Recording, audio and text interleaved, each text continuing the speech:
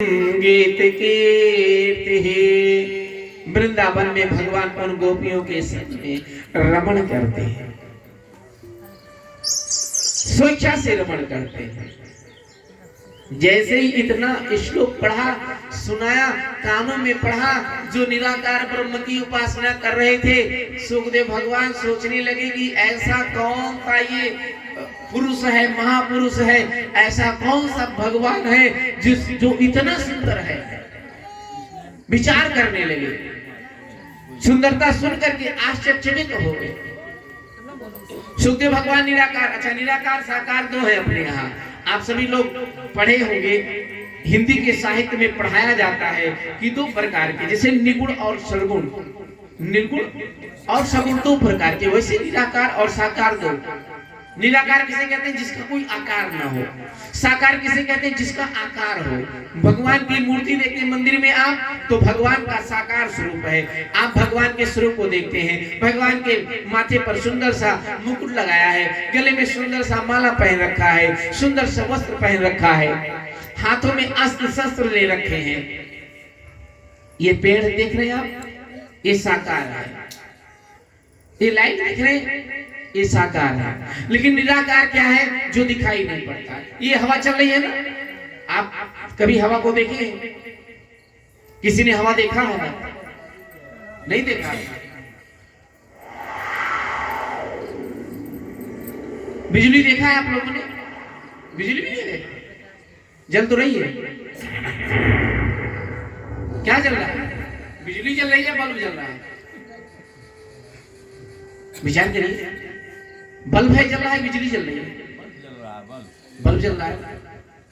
हवा किसी ने नहीं देखा, लेकिन फिर उसके हवा के बिना हम रह नहीं सकते। हवा कब दिखाई पड़ता है? जब वो गुब्बारे में भर दिया जाता है, तब उसका कोई आकार हो जाता है। जैसे पानी का कोई आकार नहीं होता, लेकिन अगर उसको फ्रिज में रख करके जमा दिया जाए फ्रीजर में, तो उसका आकार हो जाता है, ठोस पदार्थ बन जाता है। वैसे ही जैसे बिजली आते हुए बल्ब में, ये हमारे ज्ञान के द्वारा ही जल रहा है, लेकिन जो इस तार में बिजली दौड़ रही है, उसको आज तक किसी ने नहीं देखा। बिजली को किसी ने नहीं देखा। अनुभव कर सकते हैं कब? जब उस तार को छुएंगे तब, लेकिन छूना नहीं आप लोग, हाँ नहीं तो करंट लग जाएगा। तभी हम उसको जान पाएंगे, जब स्पर्श करेंगे तब। तो निराकार क्या है? जो इस वायर में दौड़ रहा है, लेकिन हम देख नहीं पा रहे हैं। जब स्पर्श करेंगे तो क्या होगा? हमारी क्षमता नहीं है, और हम 11,000 की लाइन अगर छू लेंगे तो क्या होगा? निराकार ब्रह्म भी ऐसा है। अगर उसे छूने का प्रयास करेंगे तो हम भटक जाएंगे, अनर्थ भी हो सकता है। इसलिए साकार ब्रह्म की उपासना करना चाहिए। पहला मार्ग यही है। हम मंजिल तभी प्राप्त कर सकते हैं जब पहली सीढ़ी पर चरण रखेंगे तब। ऐसी कोई वैकल्पिक व्यवस्था नहीं कि आप लास्ट वाली सीढ़ी पर पैर रख सकें, पहले से ही आपको चलना पड़ेगा। उसी प्रकार से जब भगवान के इस दिव्य स्वरूप का गायन सुना, तो व्यास जी के पुत्रों ने, उन शिष्यों ने दूसरा श्लोक सुनाया। दूसरा श्लोक भागवत जी की तीसरे स्कंद के दूसरे अध्याय का 23वां श्लोक, जिसमें भगवान की कृपा का वर्णन किया गया। सुंदर ही नहीं है, कृपालु भी है, कृपा भी करते हैं। कैसे? अहो बकी स्तन काल कूटम जिघ्रांस्यापयदप्रसाध्वी लेभे गतिं धातृचितां ततोन्यं कम वा दयालु शरणं व्रजे। अहो, अहो का मतलब आश्चर्य। अहो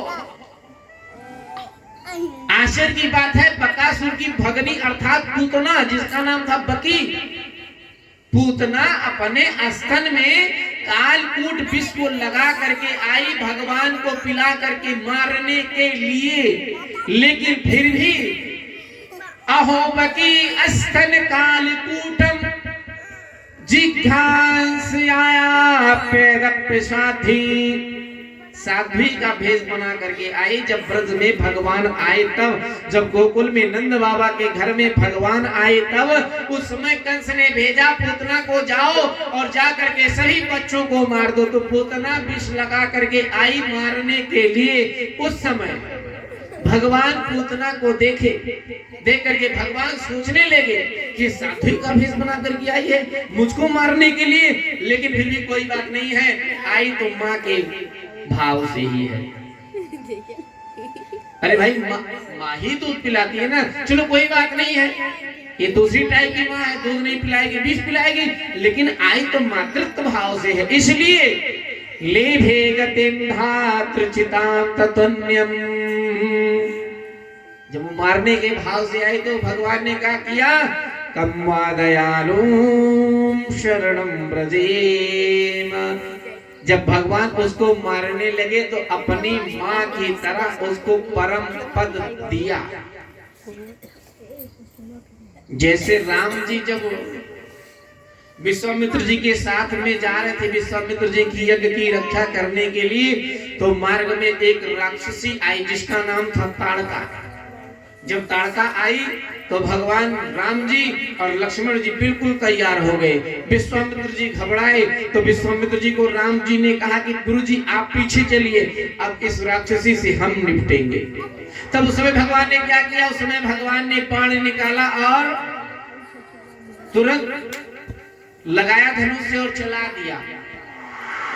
बाबा ने लिखा ना कि एक ही बाण प्राण हर लीना, एक ही बाण एक ही बाण प्राण हर लीना, एक ही बाण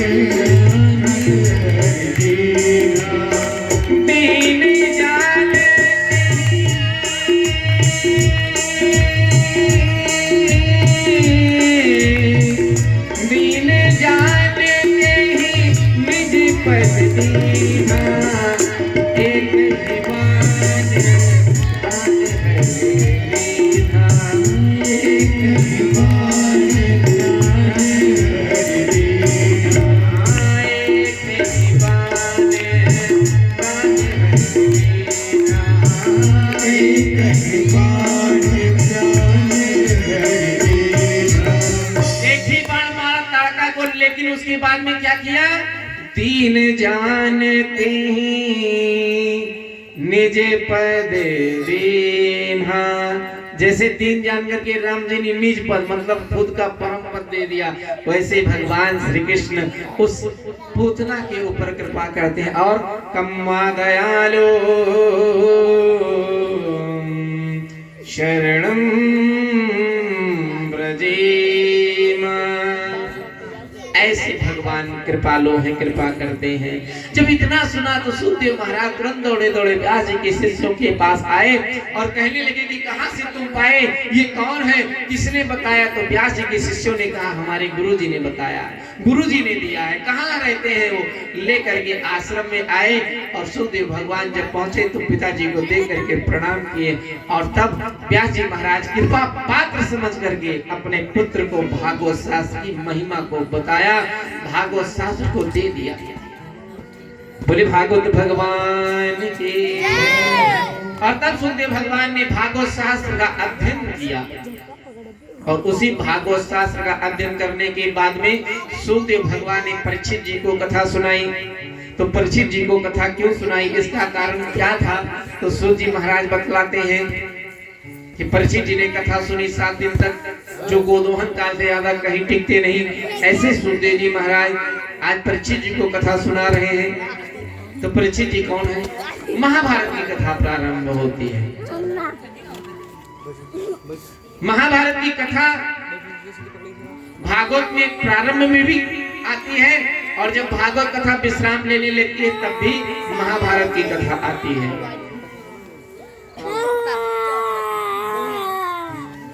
भैया बोले गोविंद भगवान की जय।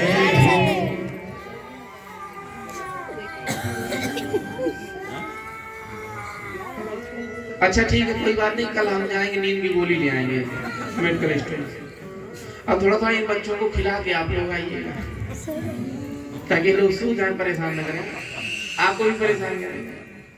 दिन भर परेशान करते हैं बच्चों, यही कूदते मंचो अंचो।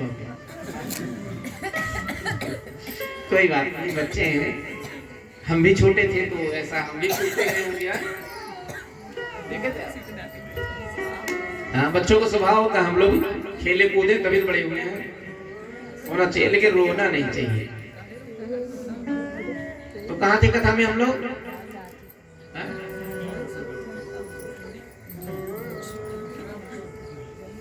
कौन सी कथा कहने जा रहे थे?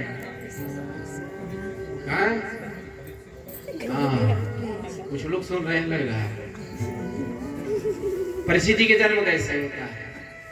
महाभारत 18 दिन तक युद्ध चलने के बाद में आज कौरव और पांडवों का निर्णय हुआ। कौरव हार गए, पांडव जीत चुके हैं। पांडव को युधिष्ठिर, अर्जुन, भीम, नकुल, सहदेव, ये 5 पांडव हैं जो कुंती के पुत्र हैं। आज जब महाभारत का निर्णायक युद्ध हो गया, विजय प्राप्त कर लिए, तो विजय प्राप्त करने के बाद में सब अपने शिविर में आए और आकर के विश्राम कर रहे हैं।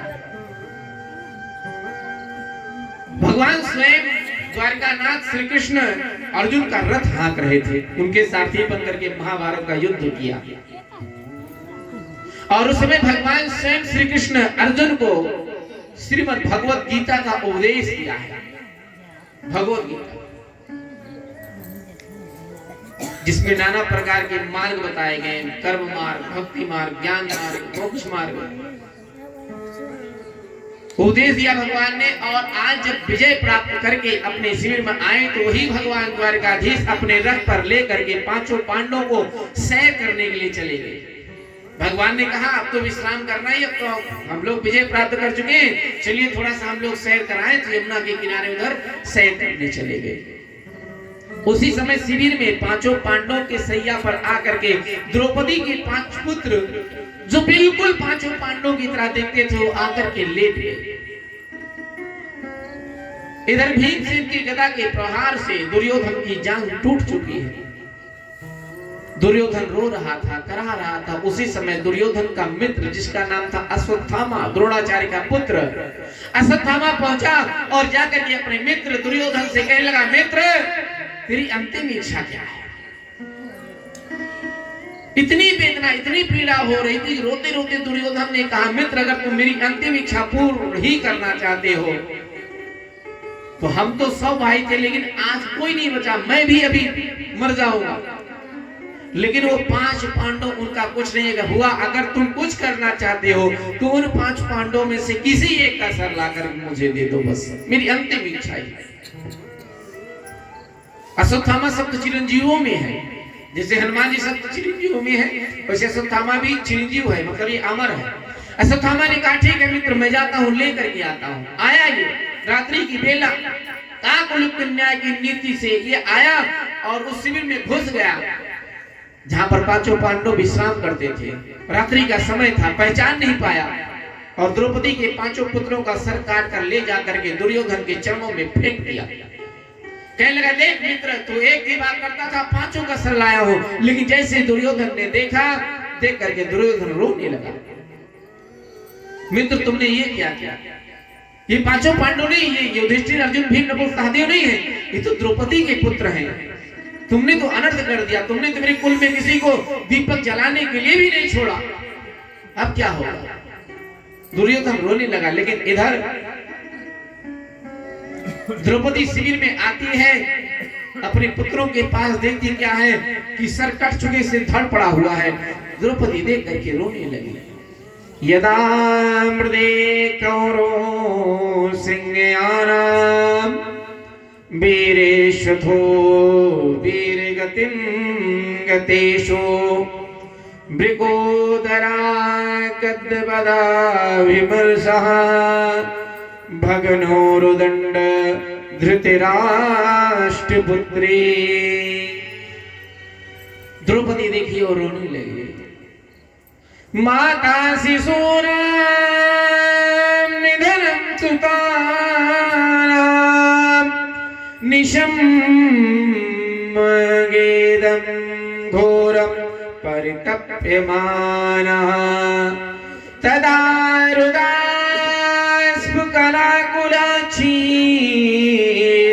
तं सन्तयन्नाह किरीटमाले। द्रौपदी रोने लगी। उसी समय भगवान द्वारकाधीश पांचों पांडवों को लेकर के शिविर में आए। देखते क्या है, अर्जुन महाराज की द्रौपदी रो रही है, हमारे पुत्रों का सर कट चुका है। द्रौपदी को रोते देख करके अर्जुन जी महाराज अपनी गांडू धनुष को लेकर के कहने लगे, द्रौपदी मैं प्रण लेता हूँ, जिस किसी ने भी हमारे पुत्रों का वध किया है मैं तुम्हारे सामने लाकर के उसका वध करूंगा। तुरंत अर्जुन भगवान द्वारकाधीश की तरफ देखते हैं। द्वारकाधीश को तो सब कुछ पता है, अंतर्यामी है परमात्मा। तुरंत रथ पर बैठाया और दौड़ पड़े। अश्वत्थामा को पकड़ कर लेकर के आए। अश्वत्थामा को जब लेकर के आए बंदी बना कर लिए। पहले तो अश्वत्थामा को युद्ध किया, अश्वत्थामा ने ब्रह्मास्त्र चला दिया। अर्जुन को देखा तो अर्जुन घबराए। भगवान श्री कृष्ण ने कहा, अर्जुन क्यों घबराते हो? अरे अश्वत्थामा को सिर्फ ब्रह्मास्त्र चलाना आता है, तुमको ब्रह्मास्त्र चलाना भी आता है, ब्रह्मास्त्र वापस करना भी आता है, तुम भी ब्रह्मास्त्र चलाओ। अर्जुन ने तुरंत ब्रह्मास्त्र चलाया। ब्रह्मास्त्र आपस में लड़ा और भगवान के सामने दोनों ब्रह्मास्त्र शांत हो गए। बंदी बनाकर अश्वत्थामा को लेकर के आया। अश्वत्थामा को जब लेकर के आए द्रौपदी के सामने उपस्थित किए तो द्रौपदी देखती क्या है, अश्वत्थामा। अर्जुन ने कहा क्या किया जाए देवी बताओ। द्रौपदी ने कहा आप इन्हें छोड़ दीजिए। क्यों छोड़ दें?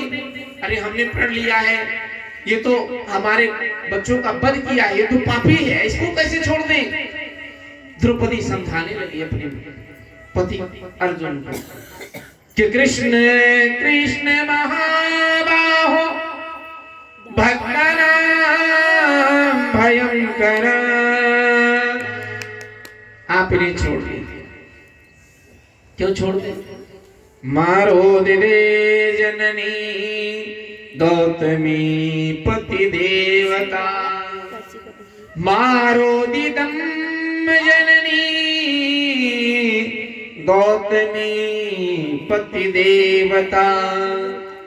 अरे आपके गुरुपुत्र हैं, जिन गुरु से आपने इतनी बड़ी धनुर्विद्या का ज्ञान प्राप्त किया उन्हीं के पुत्र हैं। दूसरी ब्राह्मण है, ब्राह्मण का वध नहीं करना चाहिए। आपने ही अपने गुरु का वध किया अपने हाथों से। घर में आपकी गुरु माता है, वृद्ध हो चुकी हैं। अरे कोई बात नहीं है, आप हमारे 5 पति हैं, मैं पतियों के सहारे अपना जीवन यापन कर लूंगी। लेकिन जिस स्त्री का पुत्र भी ना हो और उसका पति ना हो, वह स्त्री भला कैसे जीवन यापन कर सकती है? आप ही विचार करिए। द्रौपदी ने बहुत सुंदर सा शब्द कहा, ब्राह्मण का वध नहीं करना चाहिए। राम जी ने ब्राह्मण का वध किया। ब्राह्मण कौन? रावण। लेकिन राम जी को ब्रह्म हत्या का पाप लग गया था। ब्रह्म हत्या के पाप से आज बचाना चाह रही हैं द्रौपदी, लेकिन अर्जुन प्रण ले चुके हैं। अर्जुन सोच रहे करूं क्या?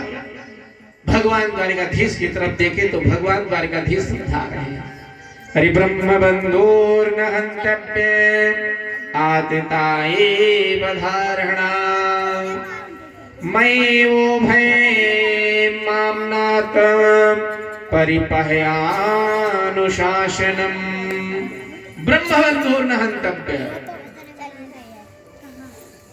ब्राह्मणों का वध नहीं करना चाहिए, लेकिन आतताई को छोड़ना भी नहीं चाहिए। तो ऐसी स्थिति में क्या करें? भगवान ने कहा कोई बात नहीं है, इस अश्वत्थामा के मस्तक पर मणि है, उस मणि को निकाल लो और इसको छोड़ दो। ब्राह्मणों का अपमान करना ही ब्राह्मण के वध के बराबर। अगर कोई ब्राह्मण का अपमान करते समझ लो आपने उसको मार दिया। ब्राह्मण सिर्फ अपने सम्मान से आज जीवित है इस संसार में। आप हर किसी को पता है कि अगर ब्राह्मण पूजनीय है तो अपने ज्ञान के द्वारा। अपनी योग्यता के द्वारा, और उसमें अगर किसी प्रकार का कोई कलंक लग जाए तो समझो महाराज युधिष्ठिर जी मर गया। मणि निकाल ली, छोड़ दिया, लेकिन अश्वत्थामा चिढ़ गया और उसने कहा कि अर्जुन मैं तुम्हारे कुल में किसी को नहीं छोड़ूंगा। अश्वत्थामा ने तुरंत ब्रह्मास्त्र चला दिया।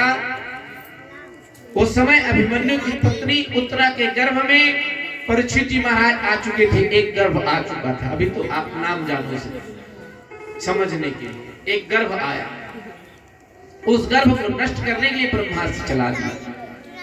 वो ब्रह्मास्त्र आया और उत्तरा के गर्भ में, जो अभिमन्यु की पत्नी है, उत्तरा के गर्भ में उस गर्भ को मारने लगा।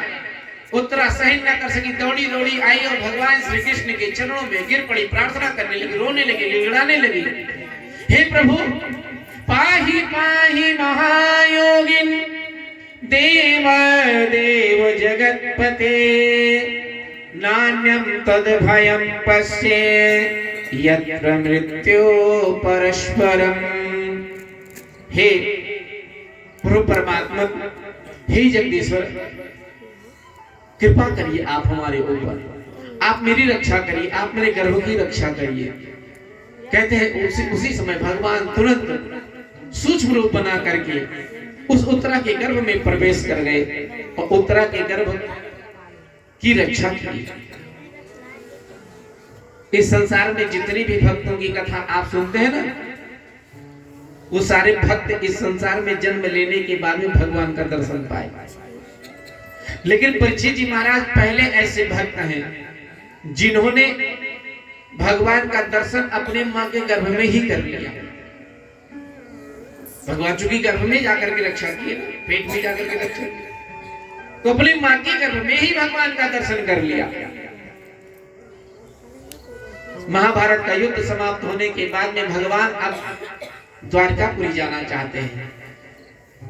युधिष्ठिर का राज्याभिषेक हुआ, भगवान अनुमति मांग रहे हैं सबसे, अब जाने दीजिए, द्वारकापुरवासी हमारा इंतजार, हमारी प्रतीक्षा कर रहे हैं। जब चलने को हुए तो भगवान द्वारकाधीश श्री कृष्ण कुंती बुआ के पास आए, कुंती माता के पास आए और कहने लगे, बुआ जी आदेश दीजिए, मैं वापिस द्वारिका जाना चाह रहा हूं। जैसे कुंती देखी भगवान के स्वरूप को देख करके आनंद विभोर हो गए। कुंती ने कहा, प्रभु आप हमें छोड़ करके चले जाएंगे? एक बात सदैव मेरे मन में रहती थी, मैं कभी आपसे कह नहीं पाई। भगवान श्री कृष्ण ने कहा, क्या बुआ जी? कुंती ने कहा, मैं जानती हूं कि आप साक्षात पार ब्रह्म परमेश्वर हैं, लेकिन कभी मैं यह बात आपसे कह नहीं पाई। आप जगत पिता हैं, आप मेरे आराध्य हैं। क्यों नहीं कह पाई? इसका कारण है प्रभु, जब भी मैं आपके पास आती थी, जब आप मुझे तुरंत बुआ जी कह करके पुकारते तो मैं भूल जाती, मुझे मेरा भतीजा याद आ जाता। इसलिए कभी मैं अपनी बात आपसे नहीं कह पाई, लेकिन आज आप जा रहे हैं प्रभु, इसलिए मैं आपसे प्रार्थना करती हूँ, निवेदन करती हूँ, मैं आपकी स्तुति करती हूँ। कृष्णाय वासुदेवाय देवकी नंदनाय च नंद गोप कुमाराय गोविंदाय नमो नमः। नमः पंकजनाभाय नमः पंकजमालिनी नमः पंकजनेत्राय नमस्ते पंकजांघ्रे। हे प्रभु मैं प्रणाम करती हूँ आप। भगवान श्री कृष्ण प्रसन्न हुए। भगवान ने कहा, माता आपको चाहिए क्या? आपको जो वरदान मांगना हो मांग लो। संसार का कोई भी ऐसा व्यक्ति नहीं होगा, कोई ऐसा जीव नहीं होगा जो भगवान के मिलने के बाद में जो कुंती ने मांगा है वह मांगे। पता है कुंती माता ने क्या माना कि हे प्रभु, अगर आप कुछ देना ही चाहते हैं तो आप मुझे दुख और विपत्ति दे दीजिए। हम लोग एक लोटा जल भगवान को चढ़ाते हैं, 2 अगरबत्ती सुलगाते हैं, कहीं दर्शन करने जाते हैं तो लंबी सी लिस्ट होती है, भगवान ये दे देना, ये पूरा कर देना, 5 बीघा खेत लिखवा ले, इस बार घर नहीं बनाए, घर प्लास्टर करवा ले, मोटरसाइकिल से चलते चलते अब थक गए, अब 4 चक्का आ जाए, जो है लड़का पढ़ रहा है, घर में बहू आ जाए, बहू आ गई, 4 साल बीत गया, बच्चा नहीं हो रहा है, एक नाती हो जाए। अब पड़ोसी से बड़ी परेशानी है, पड़ोसी को सत्यानाश बिल्कुल कर देना, आओ हमसे आगे बढ़ने न पाओ। मतलब बहुत सारी रिक्वायरमेंट हमारी भगवान से होती है। हम क्या मांगते हैं? हम सुख मांगते हैं। लेकिन कुंती माँ ने कहा प्रभु आप देना है तो दुख और विपत्ति दीजिए। भगवान ने कहा क्यों मांग रही हो? अरे पूरा जीवन तो निकल गया दुख भोगते भोगते, अब तो सुख का समय आया है। कुंती ने कहा प्रभु ऐसे सुख को मुझे नहीं चाहिए जो मिलने के बाद में आप मुझसे दूर हो गए, मैं भूल जाऊं। अक्सर सुख आने के बाद में लोग भगवान को भूल जाते हैं। मुझे वही दुख ठीक है, वही विपत्ति ठीक है जिसमें आप हर समय, हर पल, हर क्षण याद आए। जब जब मेरे ऊपर दुख आया, जब जब विपत्ति आई, तब तब प्रभु आप मेरे पास थे, तब तब मैं आपको पाई, तब तब आपने मेरी रक्षा की है, मेरे ऊपर कृपा की है। वही और दुख और विपत्ति मुझे दे दीजिए। लेकिन भगवान मांगने पे थोड़े दुख विपत्ति किसी को देते हैं, भगवान तो सुख कैसे? अरे राम कहत सुख होते हैं, सिया कहे दुख जाए। परमात्मा का नाम लेने से जब सुख प्राप्त होने लगता है, किशोरी जी का नाम लेने से जब दुख दूर होने लगता है, तो कैसे भला हम लोगों को दुख मिल सकता है? इसलिए प्रभु परमात्मा प्रसन्न हुए। लेकिन जब चलने लगे तो भगवान ने सोचा कि इन पांडवों को कुछ उपदेश भी देना चाहिए, क्योंकि अब राजा बन चुके हैं। तो उस समय स्वयं भगवान श्री कृष्ण विचार किए कि अगर मैं इनको उपदेश देता हूं तब हमारी बात का कोई प्रभाव नहीं पड़ेगा, क्योंकि एक तो मामा का लड़का हूं, दूसरा इनका सारथी बनकर के रथ आगा, तो इनको ज्ञान दिलाने के लिए किसी दाढ़ी वाले के पास ले चलना चाहिए, योग्य व्यक्ति के पास। और उस समय भीष्म पितामह अर्जुन के बाणों की सैया पर लेटे हुए, अभी तक उनकी मृत्यु नहीं हुई है। तो सब लोग भीष्म पितामह के पास जाते हैं, भगवान स्वयं जा रहे हैं। भगवान गए, द्रौपदी गई, 5 पांडव गए, कुंती मां गए, सभी ने प्रणाम किया भीष्म पितामह को। भीष्म पितामह भगवान को देख करके प्रणाम कर रहे हैं। सदेव देवो भगवान प्रतीक्षिताम् कलेवरम यावविदं हिनोम्यहम्। हे प्रभु परमात्मा आप आए, आज मैं कृतज्ञ हो गया। भगवान ने कहा आप अपने समस्त इन बच्चों को उपदेश दे दीजिए, इन्हें कुछ नीति का मार्ग बतलाइए, कुछ धर्म का मार्ग बतलाइए। तो उस समय 5 प्रकार के धर्मों का वर्णन किया। कौन कौन सा धर्म? दान धर्मान, राज्य धर्मान, मोक्ष धर्मान, विभागसा, स्त्री धर्मान, भगवत धर्मान, समासभ्यासयोगता। दान धर्म, पहला धर्म क्या बताया? दान। अगर भगवान धन दे तो पहले क्या करना चाहिए? लुटाना चाहिए। कहाँ लुटाना चाहिए? जहां पर भगवान का कार्य हो रहा हो, मतलब दान करना चाहिए। दान की धन की 3 गति है। पहला दान, दूसरा भोग और तीसरा नाश। दान आए, भोग आए, नाश आए। जब भगवान धन दे तो दान करना चाहिए, खूब दान करना चाहिए। दान करने से क्या होता है? धन पवित्र हो जाता है, शुद्ध हो जाता है।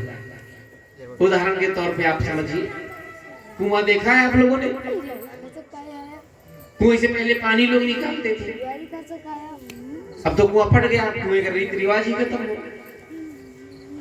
लेकिन जब तक कुएं से पानी निकलता था तब तक कुआं स्वच्छ रहता था, उसका जल पवित्र होता था, स्वच्छ होता था। लेकिन जब कुएं से पानी निकालना बंद किए तो क्या हो गया, कुएं में गंदगी आ गई, धीरे धीरे कुआं सूख गया। और उसके बाद में क्या हुआ, एक दिन ऐसा आया कि कुआं ही पड़ गया।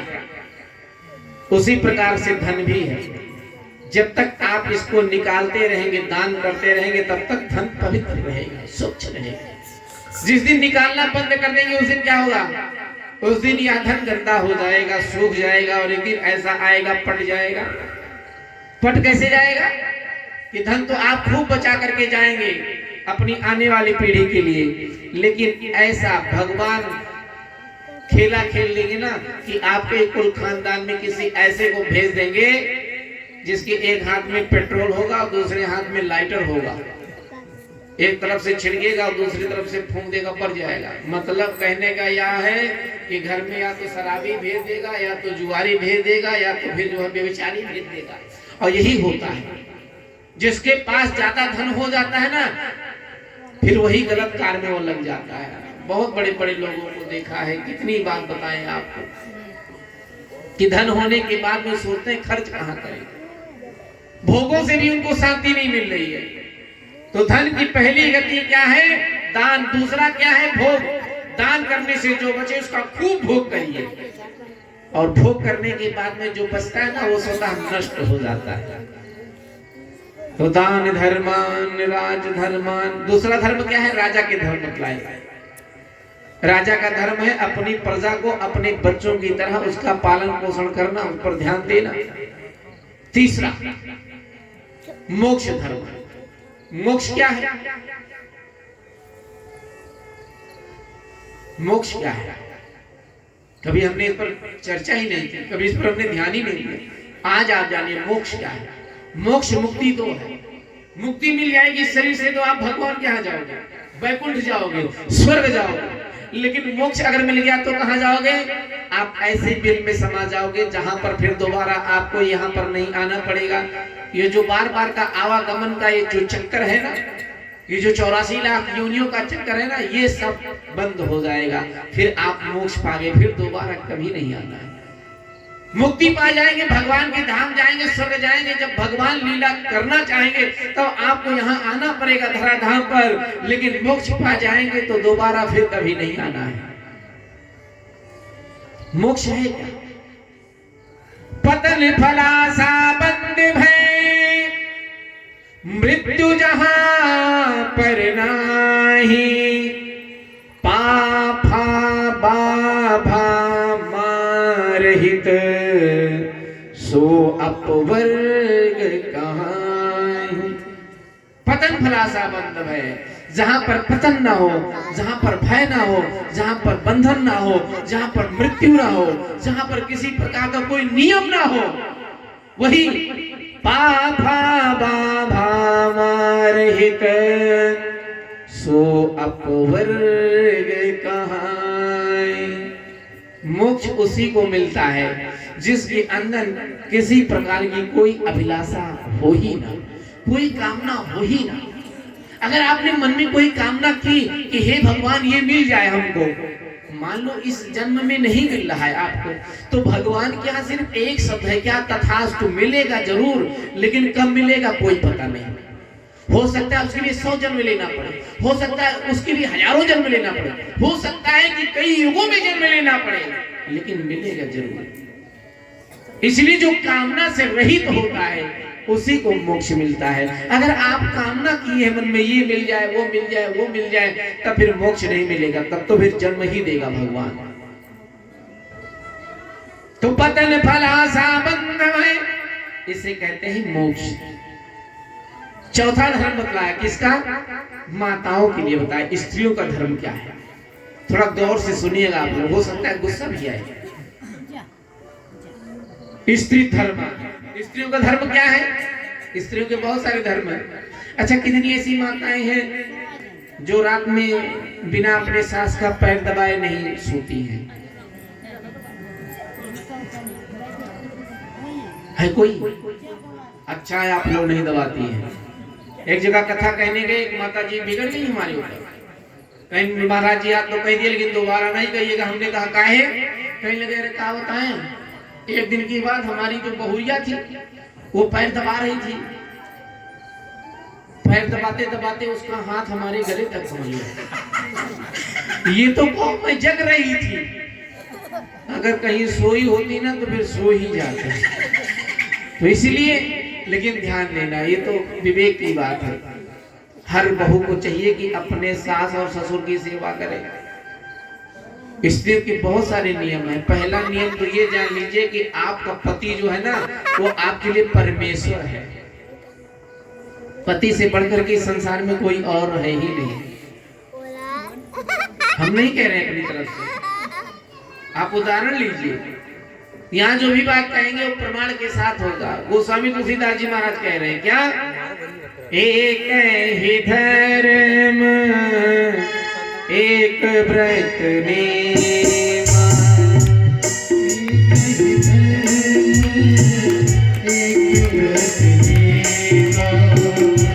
एक ही धर्म एक व्रत एक ही धर्म एक व्रत ताये बचन पति पद प्रेमा, ताये बचन पति पद प्रेमा, एक ही धर्म एक व्रत प्रेमा, एक ही धर्म एक व्रत प्रेमा। एक ही धर्म है, एक ही व्रत है, एक ही नियम है। क्या? अपने पति की चरणों की सेवा करना, अपने पति को ही परमेश्वर मानना। अच्छा, कितनी ऐसी माताएं जो सुबह उठती हैं तो अपने पति का पैर सबसे पहले छूती है? कोई नहीं छूती, अच्छी बात है। लेकिन कल से छूना प्रारंभ कर दीजिएगा। पति से बढ़कर के कोई और नहीं। एक ही नियम है, एक ही धर्म है, एक ही धर्म है, बस उसके बाद कोई धर्म नहीं। पति की सेवा करना। एक ही व्रत है। व्रत का मतलब आप लोग समझते हैं? व्रत किसे कहते हैं? व्रत पता है? नहीं पता? व्रत का मतलब सेहत बनाना, जानते नहीं? अभी नवरात्रि गया ना, लंबी सी लिस्ट माताएं दे देती हैं। 5 दर्जन केला, 3 किलो कुट्टू का आटा, 1 किलो काजू, 1 किलो बादाम, रोज 2 किलो सेब, 5 लीटर दूध। इतना क्या होगा? अरे व्रत रहना है नवरात्रि का। 5 किलो मूंगफली दाना अलग से, यही होता है। उसे व्रत नहीं कहते, उसे कहते हैं उपवास। व्रत का मतलब होता है संकल्प। एक ही संकल्प होना चाहिए। जिस समय स्त्री का और पुरुष का विवाह होता है उस समय ब्राह्मण देवता पंडित जी संकल्प करवाते हैं। उस समय 7 वचन देते हैं कि स्त्री के कर्तव्य क्या है और पति के कर्तव्य क्या है। स्त्री का काम है अपने पति को परमेश्वर मानना, लेकिन पतियों के भी दायित्व है। पति का मतलब क्या होता है पता है आप लोगों को? क्या होता है? नहीं पता? पति का मतलब होता है रक्षक, जो अपनी पत्नी की, अपने परिवार की रक्षा करे। लेकिन आजकल तो कुछ ऐसे पति हैं जो भक्षक बन गए हैं, वो बात बात में डंडा उठाकर मारे पीट करने लगते हैं। तो ध्यान दोनों को देना है। ऐसा नहीं है कि माताओं के नियम है तो आपके लिए नियम नहीं है, लेकिन माताओं को चाहिए कि अपने पति की चरणों की सेवा करें। हर एक स्त्री को अपने पति के चरणों को धुलना चाहिए। एक जगह महाराज जी ऐसे कथा कह रहे थे। महाराज जी कह रहे थे कि माताओं को चाहिए कि अपने पति के चरणों को धुल करके उनके चरणों को चरणोदक ले, मतलब कन्या पी ले। एक माता जी बैठी रही, सूटेड बूटेड सिक्रेटेड वाली खड़ी हो गई। कहीं कहा महाराज जी 30 दिन। महाराज जी ने कहा मतलब? कहने लगी क्या 30 दिन? महाराज जी ने कहा मतलब क्या है? कहने लगी जैसे 15 दिन वो पीते तो 15 दिन हम। महाराज जी ने कहा इसका मतलब क्या है? तो कहने लगी इसका मतलब हम ये कह रहे हैं जैसे अर्धांगिनी, स्त्री को क्या कहा जाता है? अर्धांगिनी। अर्धांगिनी मतलब आधा हिस्सा। तो आधा हिस्सा हमारा भी होता ना, 15 दिन वो और 15 दिन हम।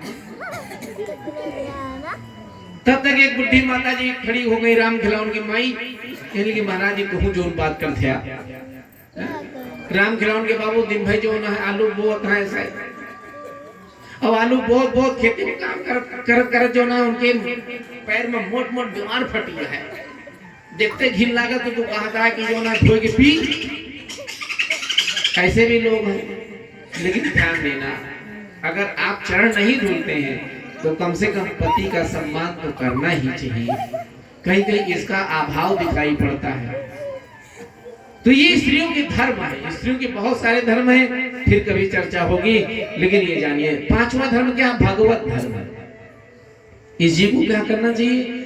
इस जीव को भगवान को ही अपना सर्वस्व मानना चाहिए। इतना समझाने के बाद में तब भीष्म पितामह अब चलना चाह रहे हैं।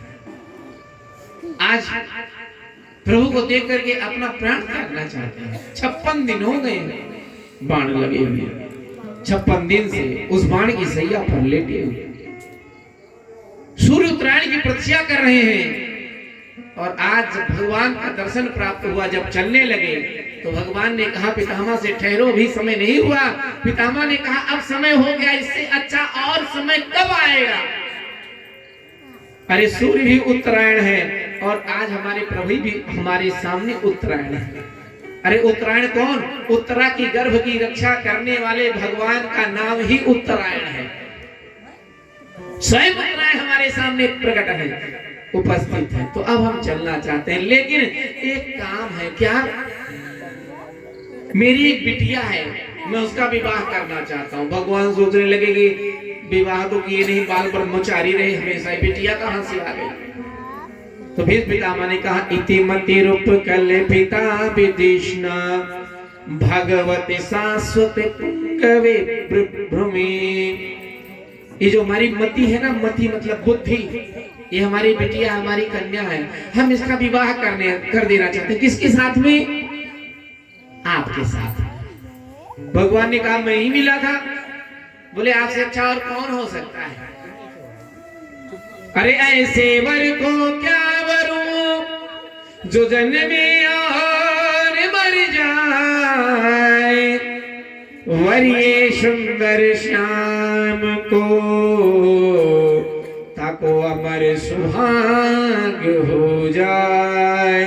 अरे बड़े सुंदर श्याम को ताको अमर सुहाग हो जाए। अरे ऐसे वर को क्या वरना है जो बार बार जन्म लेता है, बार बार मर जाता है। अरे वर्ण करना ही है तो भगवान का वर्ण करो, ताकि वो वर भी अमर है और आपके सुहाग भी अमर हो जाए। भीष्म पितामह इस प्रकार से अपना देह त्याग किए, भगवान परमात्मा में विलीन हुए। भगवान यहाँ समस्त पैदलों को लेकर के आए और अर्जुन स्वयं भगवान द्वारकाधीश को छोड़ने के लिए द्वारका जाते हैं। द्वारका में 6 महीने तक अर्जुन रहे, उसके बाद में वापिस आए हैं। जब वापिस अपने महल में आए, युधिष्ठिर ने देखा अर्जुन का मुख मलिन सा दिखाई पड़ रहा था। तो उस समय अर्जुन से पूछा क्या हुआ अर्जुन, तुम्हारा मुख मलिन सा क्यों है? ज्यादा दिन तक रुके थे इसलिए हो सकता है कि कभी कभी होता है कि ज्यादा दिन तक किसी के यहाँ रुक जाओ भैया तो फिर वो सम्मान खत्म हो जाता है। जैसे पहली बार ससुराल जाइए ना तो बिस्तर पहले से लगा होता है, दूसरी बार जाइए तो पहुंचने पर लगता है अरे देखा भाई फलाने आया लगा। तीसरी बार जाइए है देखा कोई बिस्तर उस्तर हो लाओ बिछाए दो भाई, दोहिया आए। तीसरी बार तक चलाओ तो, लेकिन चौथी बार आप गए पता लगा बैठे तो अरे देखा तो वहीं आए पानी आओ बैठा भैया, तो फिर वो सम्मान नहीं मिल पाता। हमारे अयोध्या के महात्मा जी कह रहे थे कि एक स्थान पर उतने दिन तक ही रुकना चाहिए जब तक सब्जी बदल बदल कर मिले। जब वही सब्जी रिपीट होने लगे आलू गोभी तो फिर क्या करना चाहिए? तब समझ लेना चाहिए कि अब स्थान छोड़ देना चाहिए। यहाँ की बात नहीं, यहाँ तो बदल रहा है। ऐसा कहीं कहीं होता है, बाहर की बात नहीं है। एक स्थान पर तो हो सकता है कि आपके सम्मान में कोई कमी। अर्जुन ने कहा नहीं ऐसा नहीं है, सम्मान तो खूब मिला, लेकिन आते समय हमने देखा कि अब आकाश में नाना प्रकार के अपशगुन दिखाई पड़ रहे हैं। रास्ते में आते समय हमने क्या देखा कि गांव नगर जो थे वो सब श्रीहीन हो गए। देवताओं की मूर्तियों को हमने देखा, मंदिरों को देखा वो जीर्ण शीर्ण हो गए। देवताओं की मूर्तियां रो रही हैं, जिस मंदिर में पूजा नहीं होती ना, उस मंदिर में भगवान रोते हैं। आज वही बता रहे हैं कि देवतानि रुदन्ति वा शिवधन्ति हश्चुलन्ति च इमे जनपदा ग्रामा पुरोराद्या कराश्रमः। देवतानि रुदन्ति, देवताओं के मूर्तियों के आंखों से आंसू निकल रहे हैं। आज आप देखिए बहुत ऐसे मंदिर मिलेंगे जहाँ पर सुबह शाम आरती दिखाने वाला कोई नहीं है। बहुत जबरदस्ती है तो कोई चलो पूजा कर ही लेता है। गाय रो रही है, जगह जगह गाय कष्ट भोग रही है। ये उस समय की बात है, ये 5000 वर्ष की पहले की बात हो रही है, लेकिन आज वही हाल कलिकाल में भी है। आप यहीं से निकलिए मसौधा से आगे बढ़ते ही यही एक चौराहा है, आपने देखा होगा। अब हमको चौराहे का नाम नहीं पता है, वहां हमने देखा है कि वहां पूरा झुंड ही रहता है, बैलों का, गाय का, और अक्सर वहां पर कोई न कोई एक दो मरे ही होते, बदबू ही उनसे आ रहा होता है। तो जहाँ पर ये सुदासपुर गांव का नाम नहीं जानते हैं, जहाँ पे वो बीज वाला नरेंद्र देव कृषि वाला जो है नहीं, आप लोग समझ गए, बस उतने बहुत है। गांव का नाम इसका यही हो रहा है। तो ज्यादा दूर जाने की आवश्यकता नहीं, यही अपने आसपास आप देखिए। क्योंकि हम इस मॉडर्न युग में फंस गए हैं, यही हो रहा है। तो देवतानि रुदन्ति वा, मतलब गौओं को कष्ट मिल रहा है, ये अर्जुन कह रहे हैं। अब हमें यह स्थान छोड़ देना चाहिए। युधिष्ठिर, भीम, नकुल, सहदेव सब तैयार हुए और सारा राज्य बहुत ही छोटी अवस्था में परीक्षित जी महाराज को सौंप करके स्वर्ग चले जाते हैं, भगवान के परम धाम को चले जाते हैं। बोले गोविंद भगवान की जय। बहुत छोटी सी अवस्था में परीक्षित जी महाराज जब राज पाए, राजा बने, तो मन में विचार आया, चलो अपने राज्य का भ्रमण करूं, देखूं कि लोग कैसे रहते हैं। उसी समय भ्रमण करते करते सरस्वती नदी के तट के किनारे देखते क्या है कि एक गाय और एक बैल आपस में दोनों चर्चा कर रहे हैं, बातें कर रहे हैं। गाय बैल के हालचाल पूछ रही है, बैल गाय से पूछ रहे हैं। बैल का मतलब धर्म, धर्म के 4 चरण हैं। दया, दान, पवित्रता, तप, ये धर्म के चरण हैं। आज सब नष्ट है, आज सब खत्म। तो गाय से धर्म पूछ रहा है, देवी ठीक ठाक हो ना कुशल से? तो गाय भी अपने दुख को बता रही। उसी समय एक काला काला पुरुष आया, डंडा लेकर के गाय और बैल को मारने लगा। उसी समय परीक्षित जी महाराज ने देखा। परीक्षित जी डांटे, तुम कौन हो और मेरे राज्य में तुम गाय और बैल को मार रहे हो, प्रताड़ित कर रहे हो?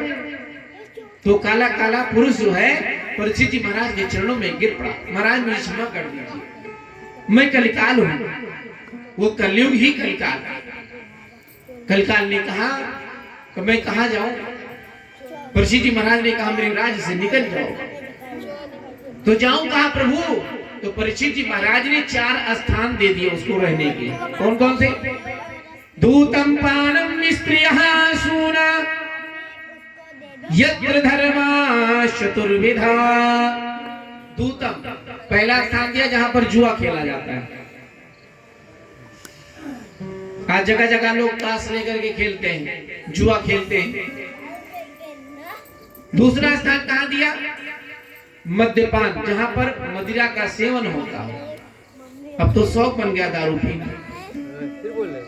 ब्राह्मण पहले नहीं पीते थे, आजकल ब्राह्मणों के यहाँ भी लोग पीने लगे। पीने वाले लोग गजब के होते हैं। एक महोदय थे, से लगा करके जा रहे थे घर में, गुनगुनाते गीत गाते हैं, मुझे पीने का शौक नहीं, पीता हूँ गम भुलाने को। लड़खड़ाते लड़खड़ाते घर में पहुंचे जब, तो सामा नहीं रहा एक कोसारा मढ़ा भैंस बंधी रही। लड़खड़ा लड़खड़ा पहुंचे, भैंस से पूंछ पकड़ ली, होश नहीं है। तो भैंस से कहे क्या रहे, अरे पिंकू की मम्मी रोज दो छोटी बात रही आज के सिया। तब तक भैंस पैर उठाई तो मारी तड़ाक से मुहिमा 1 लाख नशा उतर के कहता है आई एम सॉरी, मैंने आपको पहचाना नहीं। ऐसे भी लोग पता नहीं क्या है, लोग पीना पीना पीना बिना पिए रह नहीं पाएंगे। भैया अगर ये सब व्यसन कोई करता है तो उसका परिवार दुखी रहता है, उसके यहाँ से लक्ष्मी चली जाती है, नाना प्रकार के कष्टों को भोगना पड़ता है। वैसे यहाँ की बात नहीं, यहाँ तो बहुत अच्छे लोग हैं आप सभी लोग, क्योंकि हमने देखा आकर के लगा हमको कि बहुत अच्छा है यहाँ पर। लेकिन ऐसा बाहर कहीं कहीं देखने को मिलता है, ऐसा अमेरिका में होता है, वहाँ लोग बहुत पीते हैं। लेकिन ध्यान देना, नशा न करना, मान लो कहना, प्यारे भाई बहना होगी बड़ी खराबी, होगी बड़ी खराबी, होगी बड़ी खराबी। नशा न करना, मान लो कहना, प्यारे भाई बहना होगी बड़ी खराबी, होगी बड़ी खराबी।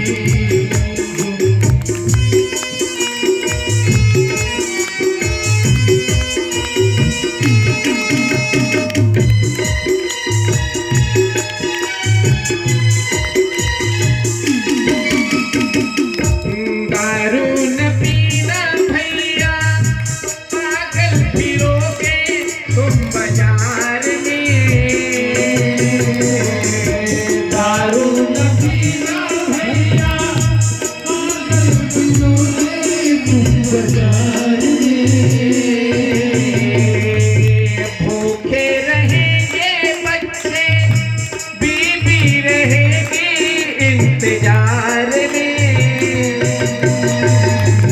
भूखे रहेंगे बच्चे, बीबी रहेगी इंतजार में। बेटे का कहना फिर क्या कहना, मान बात हमारी, होगी बड़ी खराबी, होगी बड़ी खराबी, होगी बड़ी खराबी, होगी बड़ी खराबी।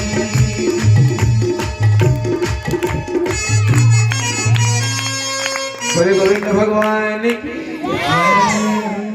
तो लेकिन तो अल्कोहल आपके यहाँ ही बनता है भैया, मील में ही है?